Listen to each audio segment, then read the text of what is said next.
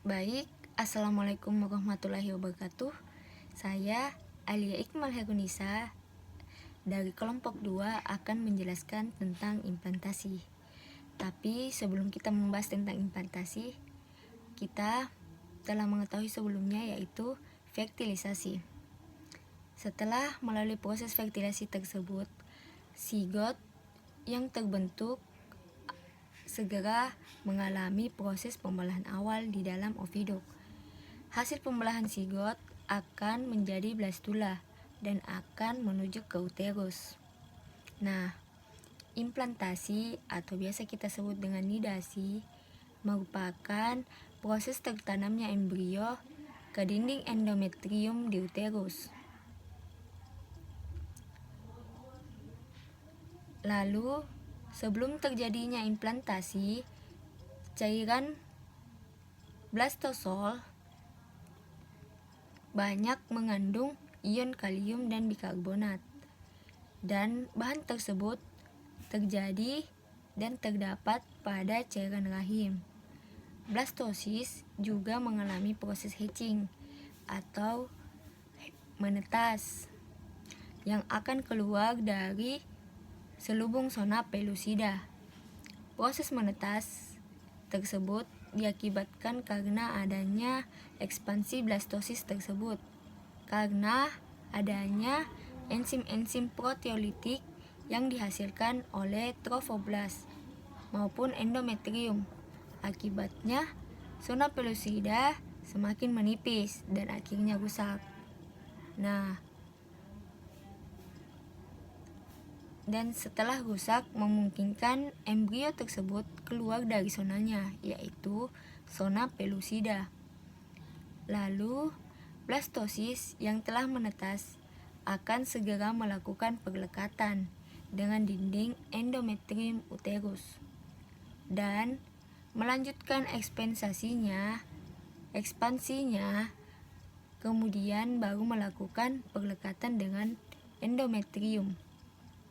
Perlekatan terjadi antara sel-sel trofoblast blastosis dengan sel-sel epitel endometrium. Setelah terjadi implantasi, jumlah kalium dan bikarbonat menjadi berkurang, yang harusnya tadi menghasilkan banyak jumlah kalium dan bikarbonat.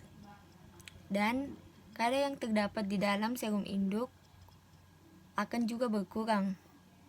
Namun, kadar protein, glukosa, fosfor, dan klor yang semua rendah menjadi tinggi dan mencapai kadar seperti di dalam serum induk. Nah, setelah menurunnya kadar bikarbonat tersebut disebabkan karena meningkatnya kadar enzim karbonik anhidrase di dalam endometrium uterus. Kadar enzim meningkat memicu adanya asam karbonat terurai menjadi CO2 dan O2 dan akan dikeluarkan melalui peredaran darah induk. Pelepasan bikarbonat dari blastosis akan mempermudah trofoblast melekat pada selaput lendir rahim dan akan memperlancar terjadinya implantasi.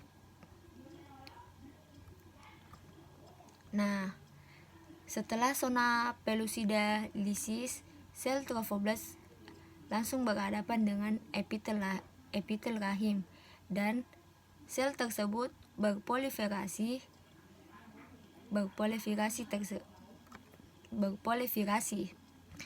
Pada saat itu, blastosis berubah menjadi semacam gelembung. Ukurannya panjang, dapat menjadi beberapa sentimeter, dan cakram embrio berupa suatu penebalan di bagian tengah gelembung. Nah, perjalanan menuju uterus tiap hewan itu bervariasi. Sebagai contoh, atau pada manusia, biasanya perjalanan zigot itu sekitar 5 hari. Berada di uterus, awalnya blastosis terapung-apung di dalam lumen uterus. Nah, selanjutnya hari ke-6 sampai ke-7 setelah fertilisasi embrio mengadakan ikatan dengan dinding endometrium uterus untuk dapat berkembang ke tahap selanjutnya. Lalu peristiwa embrio pada endometrium uterus dikenal ya dengan sebutan implantasi. Implantasi tersebut kita harus ketahui keberhasilan implantasi dipengaruhi oleh sinkronisasi antara kesiapan endometrium induk dengan tahapan embrio yang sedang berkembang. Yang telah tadi saya bahas bagaimana perkembangan embrio dari awal hingga hari ke-7 dan terjadinya lah implantasi. Daerah desi2 terbagi atas 3. Yang pertama desi2 basalis, yaitu desi2 yang langsung ditanami embrio. Yang kedua desi2 kapsularis, yaitu desi2 yang melingkupi embrio dan turut meregang sesuai dengan membesarnya embrio. Yang ketiga desi2 parietalis, yaitu desi2 letaknya berseberangan dengan tempat tertanamnya embrio. Baik, setelah kita mendengarkan sebelumnya tentang proses fertilisasi dan setelah fertilisasi terjadinya implantasi dan ada kadar-kadarnya yang menyebabkan dia mengapa bisa terpecah dan bagaimana kadarnya dan sekarang kita akan menjelaskan tentang tahap implantasi yang lengkap dan jelas. Nah, tahap implantasi yang pertama yaitu pembelahan sel pada morula dan akan menghasilkan blastokista. Yang tadi telah dijelaskan juga adanya cairan blastosol. Nah, setelah itu ovarium akan menghasilkan progesteron dan terjadi serangkaian perubahan pada endometrium dan bisa kita sebut dengan desidualisasi. Desidualisasi meliputi penggumpalan sel darah putih di sekitar arteriol endometrium. Nah, lalu blastokista tersebut akan menyesuaikan diri sehingga inner cell berdekatan dengan dinding sel uterus dan trofoblast yang akan mengontak endometrium. Lalu sel trofoblast tersebut akan menempel pada epitel endometrium dan menginvasi hingga mendekati pembuluh darah yang telah saya jelaskan tadi sebelumnya. Nah, lalu sel trofoblast akan berkembang biak dan berdiferensiasi menjadi sitotrofoblast dan sinsitiotrofoblast. Lalu sinsitiotrofoblast menginvasi epitel luminal. Nah, pada peristiwa tersebut disebut dengan syncytiation. Lalu enterocyte kemudian tertutup dengan fibrin dan ruang berisi cairan sinsitiotrofoblast. Sitotrofoblast berkembang biak dalam trabekula.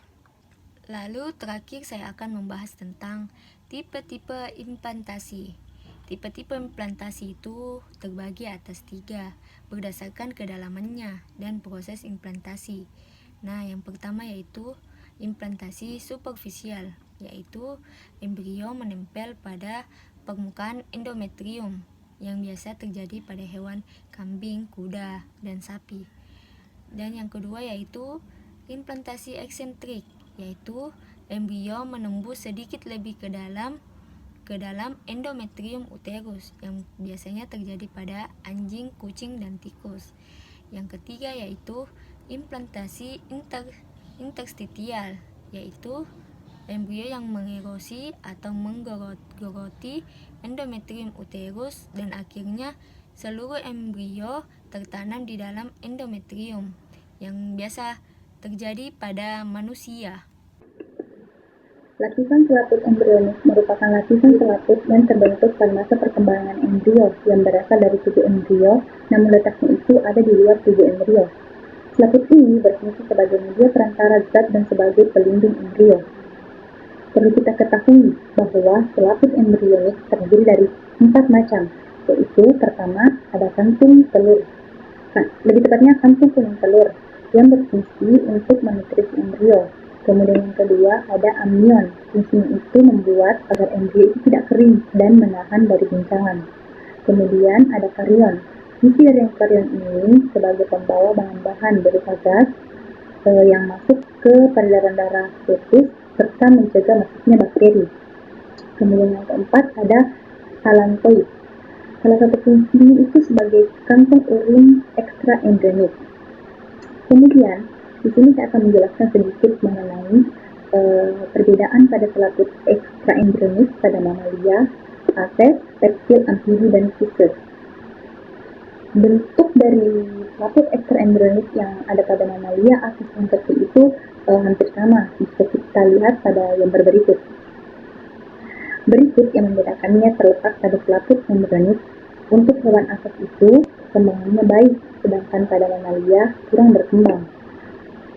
Kemudian untuk amnion, pada kelompok hewan aves dan reptil, amnion itu terbentuk karena adanya lekukan somatopleura. Sedangkan pada mamalia, selaput amnion itu terbagi lagi menjadi dua tipe, yaitu implantasi non-invasif dan implatasi invasif.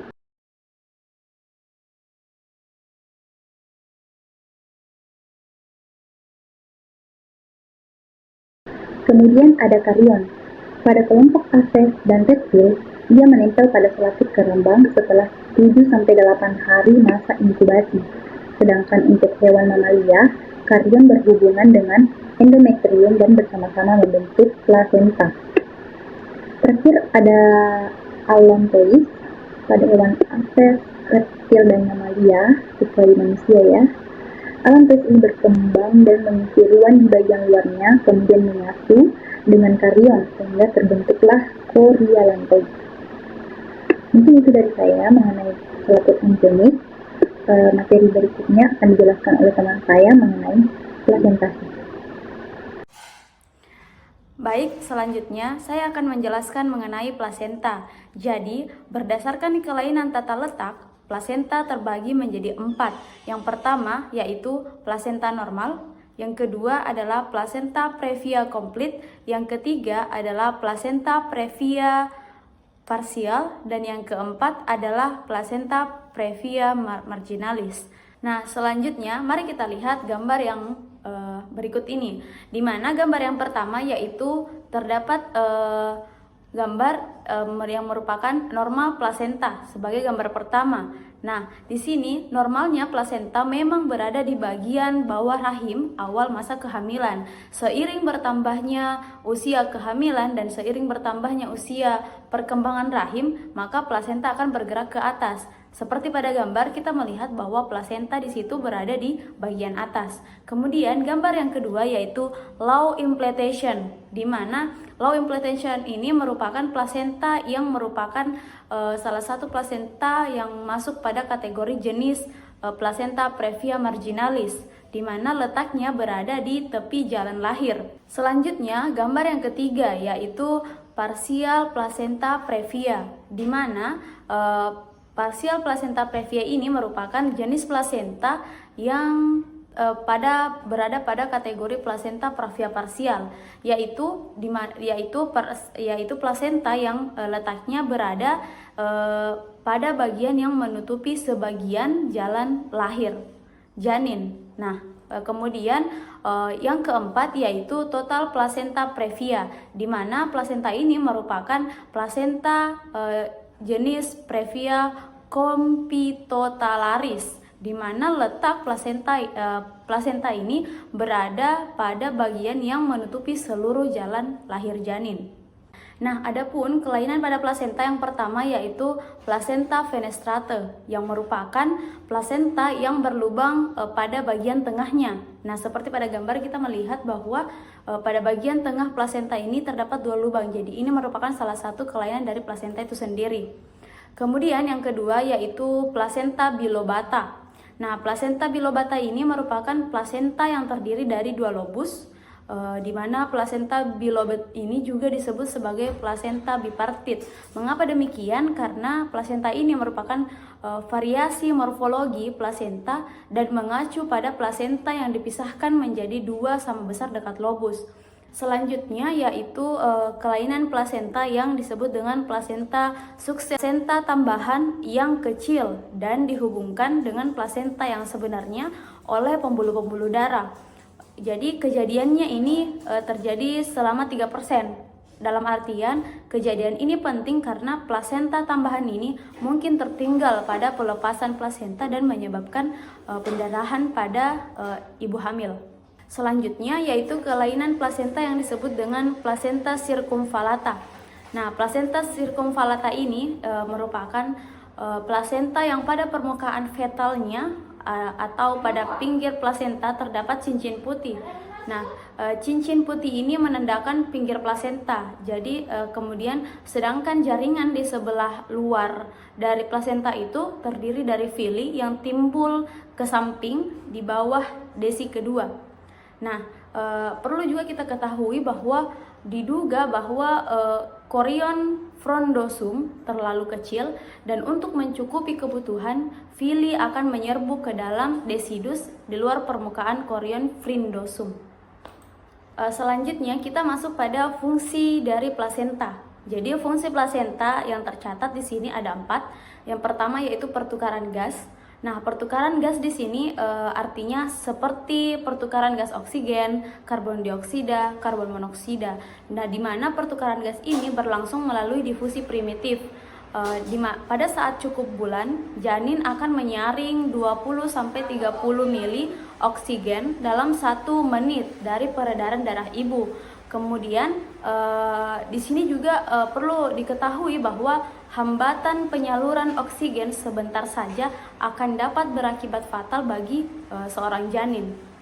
Yang kedua yaitu pertukaran nutrien dan elektrolit. Nah, pertukaran yang di sini dimaksud seperti asam amino, asam lemak bebas, karbohidrat, vitamin, di mana seluruh komponen ini akan berjalan cepat seiring dengan meningkatnya usia kehamilan. Kemudian yang ketiga yaitu fungsi plasenta sebagai antibodi ibu hamil. Nah, di mana antibodi ini diambil dari sintit trofoplas dengan cara pinositosis dan diangkut ke pembuluh darah, pembuluh kapiler darah janin. Selanjutnya yaitu fungsi plasenta sebagai produksi hormon. Adapun hormon yang dihasilkan oleh plasenta yaitu human chorionic gonadotropin atau HCG, dan yang kedua yaitu chorionic somatotropin atau gen plasenta.